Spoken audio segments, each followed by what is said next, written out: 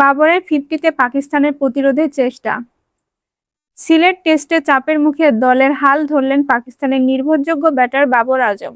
মাত্র 63 বল মোকাবেলা করে তুলে নিয়েছেন নিজের ক্যারিয়ারের 31তম টেস্ট অর্ধশতক। ধৈর্য ও আত্মবিশ্বাসে গড়া এই ইনিংসে আবারও দলের হর্ষের প্রতীক হয়ে উঠেছেন পাকিস্তানের সাবেক অধিনায়ক। টেস্ট ক্যারিয়ারে বাবর শতকের সংখ্যা 9টি। অভিজ্ঞ এই ব্যাটারের সঙ্গে ক্রিজে রয়েছেন সালমান আলী আগা। দুজনের জুটিতে ধীরে ধীরে ম্যাচ ঘুরে দাঁড়ানোর চেষ্টা করছে পাকিস্তান। এদিকে রোববার দ্বিতীয় দিনের শুরুতেই বাংলাদেশকে জোড়া সাফল্য এনে দেন পেসার তাসকিন আহমেদ। দলীয় 23 রানের মধ্যে 2 ওপেনারকে সাজঘরে পাঠান এই টাইগার পেসার। আব্দুল্লাহ ফজল 9 ও আজান 13 রান করে ফিরে যান। এরপর অধিনায়ক শান মাসুদকে সঙ্গে নিয়েই শুরু এই ধাক্কা সামাল দেয় বাবর আজম। 38 রানের জুটি গড়েন তারা। এরপর পাকিস্তান শিবিরে জোড়া আঘাত হানেন মেহেদী হাসান মিরাজ। তাসকিন আর মিরাজের জোড়া আঘাতে চাপে পড়ে পাকিস্তান।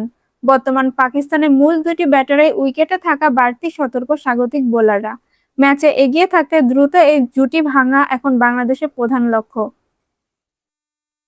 এর আগে টস জিতে ফিল্ডিং এর সিদ্ধান্ত নেয় পাকিস্তান। শুরুতে মোহাম্মদ আব্বাসের তোপে বিপর্যয়ে পড়ে বাংলাদেশ।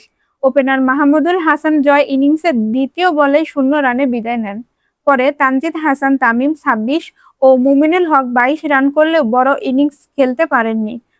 তবে সব চাপ সামলে লিটনের ব্যাটে ভর করে লড়াইয়ে ফেরে বাংলাদেশ।